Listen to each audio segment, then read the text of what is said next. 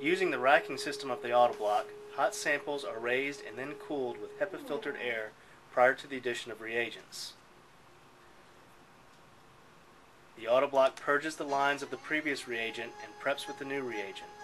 Concentrated acids such as hydrochloric, nitric, and sulfuric can be utilized in addition to DI water and hydrogen peroxide. Reagents are dispensed uniformly per column, 6 samples at a time. Once the additions are made and the temperature is within 5 degrees of the set point, the samples are lowered into the graphite block for heating.